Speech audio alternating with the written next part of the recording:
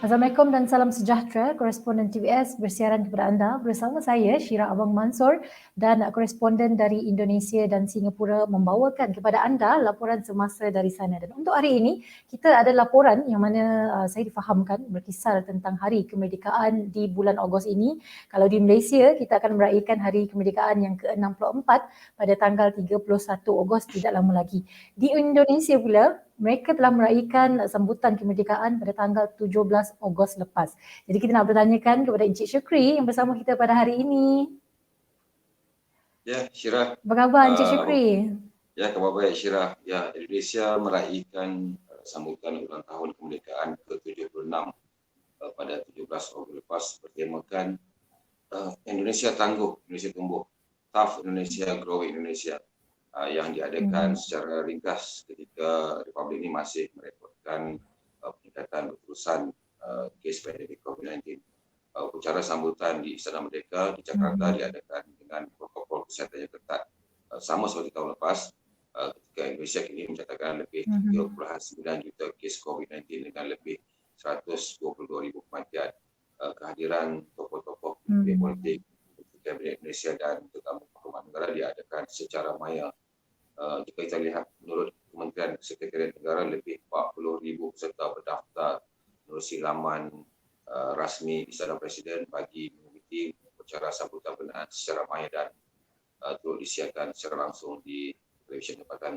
Hanya 67 individu sahaja termasuk Presiden Malaysia Joko Widodo yang menyertai sambutan di Istana Merdeka. Upacara sambutan juga diadakan secara ringkas. Bacaan proklamasi kemerdekaan oleh Ketua Dewan Perwakilan Rakyat Parlimen Indonesia Puan Maharani dan upacara menaikkan bendera merah putih. Ya, Syirah.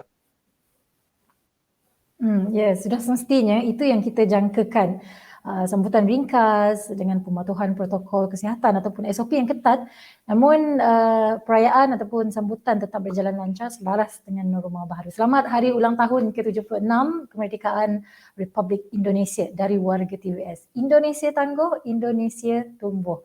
Encik Syukri, tadi Encik Syukri ada menyebut tentang kes positif di Indonesia yang kini mencatat lebih 3.9 juta kes dengan lebih 122,000 kematian. Boleh laporkan dengan lebih terperinci mengenai perkembangan COVID-19 di Indonesia ketika ini? Silakan. Ya, Syirah, kes positif COVID-19 di Indonesia sehingga kini setakat 20 Ogos hampir 4 juta kes dengan jumlah kes kematian keseluruhan tepatnya 122,633 kematian. Purata kes baru masih melepasi angka 20,000 kes. Namun jika kita lihat dari statistik, kes baru yang sebelum ini melepasi angka 50,000 telah berkurangan sejak pelaksanaan pembatasan kegiatan masyarakat atau PPKM yang membataskan beberapa aktiviti sosial ekonomi dan kes baru semakin menurun. Dan untuk laporan mengenai program vaksinasi di Indonesia, kita difahamkan seramai 30 juta rakyat Indonesia setakat ini telah menerima vaksin kedua. Bagaimana kerajaan Indonesia melihat program vaksinasi ini dalam membendung penularan COVID-19? Ya, Syirah, menurut Jurucakap Pemerintah Indonesia Penanganan COVID-19 Wiku Adi Sasmito, Indonesia yakin pandemik ini bakal menjadi endemik, akan dapat terkendali, terkawal. Tapi bukan berarti virus ini akan hilang. Ia berasaskan kepada program vaksinasi juga. Jika imuniti badan semakin kuat, kita akan lebih kuat bagi menghadapi virus ini. Dan berdasarkan kajian ilmiah di Indonesia, sejak program vaksinasi dilakukan bermula Januari lepas, menerusi program PPKM, penerapan protokol kesihatan secara ketat, target testing, tracing dan treatment, insyaAllah pandemik ini akan menjadi endemik. InsyaAllah. Dan berkenaan tracing yang Encik Syukri sebut tadi tu, boleh kita tahu bagaimana kos biaya ujian saringan COVID-19 di Indonesia? Ya, Syirah, ujian saringan PCR juga menjadi satu cara untuk menangani COVID-19.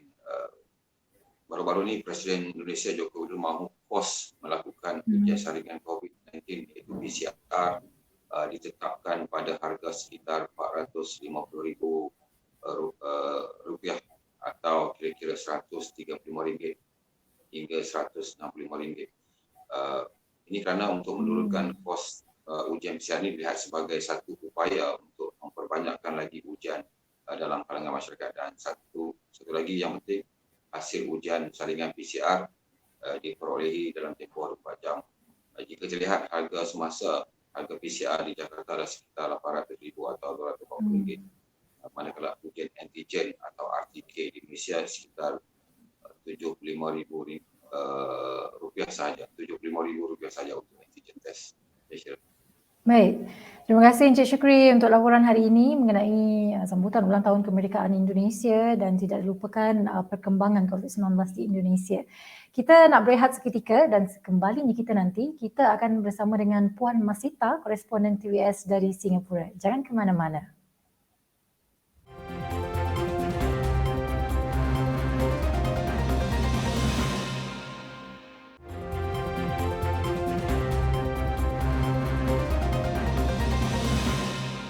Bertemu kembali dalam koresponden TVS bersama saya Syira Abang Mansur dan Puan Masita, koresponden TVS dari Singapura, di mana topik minggu ini adalah berkaitan suntikan tambahan COVID-19.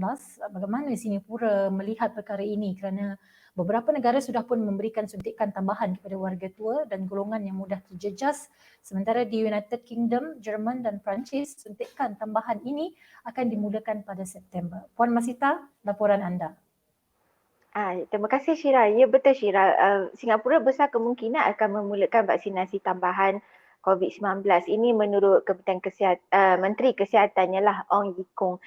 Suntikan ketiga vaksin itu mungkin dimulakan sekitar tahun baru Cina tahun hadapan. Katanya lah ianya wajib bagi mereka yang mempunyai sistem imun yang lemah yang teruk untuk mendapatkan dos ketiga vaksin. Ini termasuk pesakit yang menjalani rawatan parah, pesakit peminat organ, pesakit yang menjalani terapi imunosupresif dan pesakit penyakit ginjal tahap akhir yang menjalani dialisis.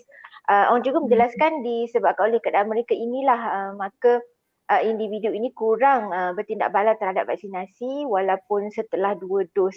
Bermakna mereka tidak boleh menghasilkan sebanyak antibody bagi atau mengaktifkan mekanisme yang diperlukan bagi melawan virus COVID-19. Lantas dos ketiga ini adalah perlulah bagi mereka. Dan di mana Singapura ketika ini? Adakah mereka sedang mengkaji pemberian ini? Jika ada satu badan lah kita di sini dipanggil Jawatan Kuasa Pakar mengenai vaksinasi COVID-19. Pakar ini akan membuat saranannya berhubung perkara ini katanya tidak lama lagi. Ia juga sedang meninjau keperluan untuk meningkatkan respon imun individu yang mempunyai respon imun lebih lemah terhadap vaksinasi meskipun sudah menyelesaikan rejim vaksinasi penuh. Saya memetik sedikit pengarah kesihatan khidmat perubatan Kementerian Kesihatan di sini, Associate Profesor Kenneth Mark. Beliau berkata jawatan kuasa itu sedang membincangkan sama ada suntikan ketiga COVID-19 perlu diberikan kepada kumpulan-kumpulan tertentu seperti warga tua, individu mudah terjejas dan pekerja jagaan kesihatan atau kepada seluruh penduduk amnya. Menurut Mark, jawatan kuasa pakar itu telah pun menyimak dan memantau data tempatan serta luar negara mengenai vaksin tambahan dan sedang membangunkan saranan mengenai strategi tambahan Singapura. Sedikit latar belakang lah, Pusat Kawalan dan Pencegahan Penyakit Amerika Syarikat juga menyarankan suntikan ketiga vaksin diberikan 8 bulan dari pengambilan dos kedua. 8 bulan lah menurut Amerika Syarikat. Ya Syira. Apa perkara yang diberi keutamaan oleh jawatan kuasa pakar itu sebelum memuktamadkan saranan-saranan mereka? Ya, jika dari pembacaan 2 perkara yang mereka kaji sebelum memutuskan saranan mereka. Pertama adalah kejadian tidak balas buruk dan sama ada ia akan berkurangan atau menjadi lebih kerap berbanding dos pertama dan kedua. Dan kedua adalah sama ada suntikan ketiga ini seharusnya dari jenama vaksin yang sama. Itu saja Syira.